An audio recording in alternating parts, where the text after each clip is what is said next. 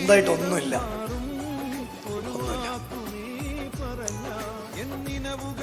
ജീവിക്കണോ, മുന്നോട്ട് പോകണോ, മരിക്കണോ എന്നറിയത്തില്ല. പക്ഷെ ദൈവം എന്നോട് പറയുക, ഒരു പോം വഴി ഉണ്ടാവും. പറഞ്ഞാൽ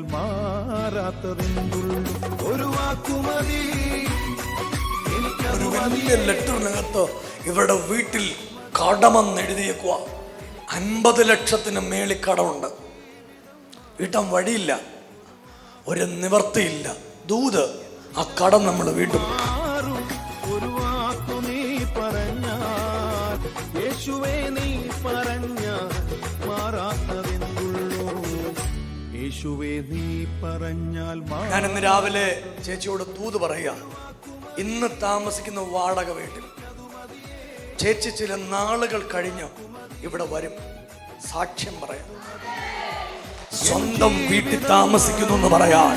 ഒരു വാക്കു നീ പറഞ്ഞാൽ എന്നിനവുകളും മാറും. ഒരു വാക്കു നീ പറഞ്ഞാൽ യേശുവേ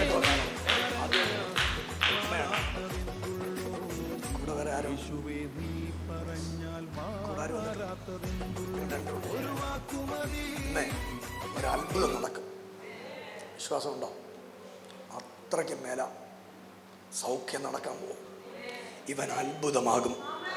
ഇവൻ ദൈവരാജ്യത്തിന് വേണ്ടി നിൽക്കും. അക്ഷയ്, എടാ കുഞ്ഞെ, ഞാൻ നിന്നെ ആരാധിച്ചുകൊണ്ടിരിക്കുമ്പോൾ ഒരു വെളിപ്പാട് കണ്ടു. ഇന്ന് രാവിലെ യേശു നിന്റെ വീട്ടിലോട്ട് ഇറങ്ങി വരാൻ പോവാ. നിന്റെ അമ്മയെ ഒരു അത്ഭുതം കാണാൻ പോവാ.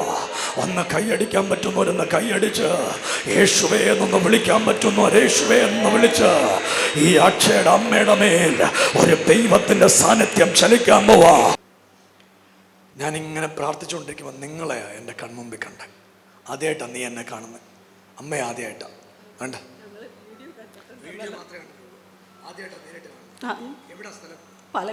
പാലക്കാട് നിന്ന് വന്ന. സ്വന്തമായിട്ട് ഒന്നുമില്ല.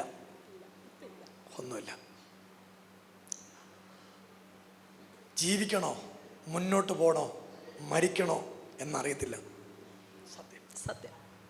പക്ഷെ ദൈവം എന്നോട് പറയുക, ഒരു പോം വഴി ഉണ്ടാവും. വീതിക്കാത്ത പ്രോപ്പർട്ടി വീതിക്കും. നിങ്ങളുടെ പ്രോപ്പർട്ടി പാകം വെക്കാൻ പോവാ. ദൈവം അതിനു വേണ്ടിയുള്ള കാര്യങ്ങൾ ഒരുക്കാൻ വേണ്ടി പോകുകയാ. വിടുകൈയോടെ ഇറങ്ങി വന്ന വീട്ടിൽ നിന്ന് ഒരു ദൈവപ്രവൃത്തി ഇന്ന് രാവിലെ ഉണ്ടാകാൻ പോവാ. നിങ്ങളൊന്ന് കൈയടിച്ച് ആധരമൊന്ന് തുറന്ന് യേശുവേ എന്നൊന്ന് വിളിക്കാൻ പറ്റുന്ന ആളുകൾ യേശുവേ എന്നൊന്ന് വിളിച്ചോ. ചേച്ചി, ഞാൻ ഇന്ന് രാവിലെ ചേച്ചിയോട് ദൂത് പറയുക, ഇന്ന് താമസിക്കുന്ന വാടക വീട്ടിൽ ചേച്ചി ചില നാളുകൾ കഴിഞ്ഞ് ഇവിടെ വരും. സാക്ഷ്യം പറയാം. സ്വന്തം വീട്ടിൽ താമസിക്കുന്നു എന്ന് പറയാൻ ഞാനൊരു വെളിപ്പാട് കാണുക. ദൈവം നിനക്ക് ആധാരം എഴുതി തരും. ദൈവം നിനക്കൊരു വീട് ആധാരം എഴുതി തരും. അന്ന് കൈയടിച്ച് ആധാരം ഒന്ന് തുറന്ന് യേശുവേ എന്നൊന്ന് വിളിക്കാൻ പറ്റുന്ന ആളുകൾ യേശുവേ എന്നൊന്ന് വിളിച്ച് കർത്താവിന് ഒന്ന് സ്തോത്രം ചെയ്യാൻ പറ്റുന്ന ആളുകൾ യേശുവേ എന്നൊന്ന് വിളിച്ച് ദൈവത്തിനൊന്ന് സ്തോത്രം പറഞ്ഞേ. ഞാനൊരു വാക്കുകൂടെ പറയുക, നീ വിവാഹം കഴിച്ച് അന്ന് മുതൽ ഇന്ന് വരെ സ്വസ്ഥത കണ്ടിട്ടില്ല.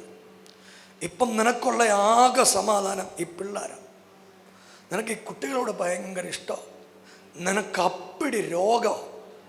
പക്ഷെ ആശുപത്രി നോക്കിയാൽ ഒരു രോഗമില്ല. പക്ഷെ നമുക്ക് വയ്യ. ദൂത് കേട്ടോ. ഇന്ന് രാവിലെ ട്രെയിനിൽ വരുമ്പോഴും വയ്യാതെ ഇവിടെ വന്നേ. പക്ഷെ ദൈവം പറയുക, ഈ യോഗത്തിൽ ഇപ്പം ദൈവം നിന്നെ സൗഖ്യമാക്കാൻ പോവാ. ഒന്ന് കൈയടിച്ച യേശുവേ എന്ന് വിളിക്കാൻ പറ്റുന്ന ആളുകളെ രണ്ട് കരങ്ങളും ഒന്ന് അടിച്ച ദൈവത്തിന് നന്ദി പറയാൻ പറ്റുന്ന ആളുകൾ യേശുവേ എന്നൊന്ന് വിളിച്ച് ദൈവത്തിനൊന്ന് സ്തോത്രം ചെയ്ത്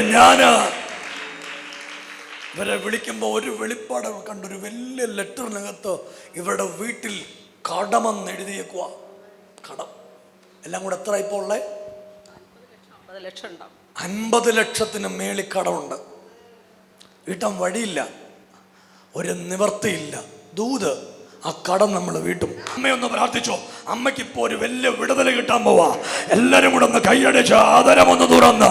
നിങ്ങൾക്കിപ്പോ കാണാൻ പറ്റും ഈ ചേച്ചിയെ വർഷങ്ങൾക്ക് മുമ്പ് പൂട്ടിക്കെട്ടിയ ഒരാധിപത്യം ഉണ്ട്. ഇവളെ സ്വസ്ഥതയോടെ ജീവിക്കാൻ സമ്മതിക്കാത്ത ഒരാധിപത്യത്തിന്റെ ചങ്ങല ഉണ്ട്. ഇന്ന് രാവിലത്തെ പ്രാർത്ഥനയിൽ ഇവളെ ജീവിക്കേ പ്രാർത്ഥിച്ചു. ഇവളെ രോഗിയാക്കിയതാ, ഇവളെ തകർത്ത് കളയാൻ വന്നത്. കരമൊന്നടിക്കാൻ പറ്റുന്നവര് കൈയൊന്നടിച്ച് യേശുവേ എന്നൊന്ന് വിളിക്കാൻ പറ്റുന്നവര് യേശുവേ എന്നൊന്ന് വിളിച്ച്, യേശുവേ എന്നൊന്ന് വിളിക്കാൻ പറ്റുന്നവര് യേശുവേ എന്നൊന്ന് വിളിച്ച്.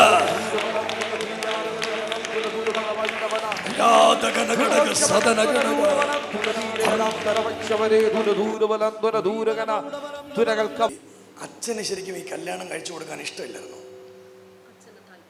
അച്ഛന് താല്പര്യമില്ലായിരുന്നു. അച്ഛന് ശരിക്കും നല്ല ജോലിയുള്ള ഒരാളെ കൊണ്ട് കെട്ടിക്കണം, അതായിരുന്നു അച്ഛൻ്റെ ആഗ്രഹം. അതായിരുന്നു അച്ഛൻ്റെ അമ്മയുടെ ആഗ്രഹം അതായിരുന്നു.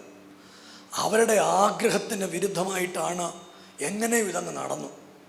ശരിക്കും സത്യം. ഈ പുള്ളി ഒത്തിരി ഓപ്പണായിട്ട് സംസാരിക്കുന്ന ആളല്ല, അല്ല, ഒരു ഇൻട്രോവേർട്ടറാ.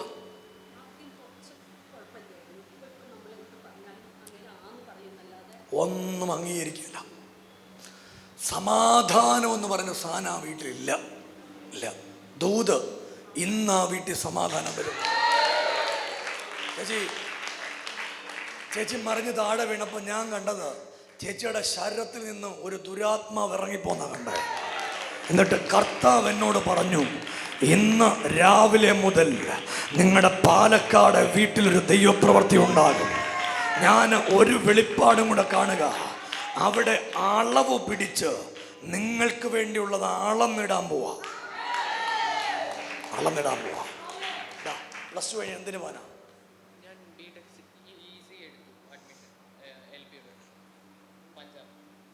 എന്നാ പോന്നെ?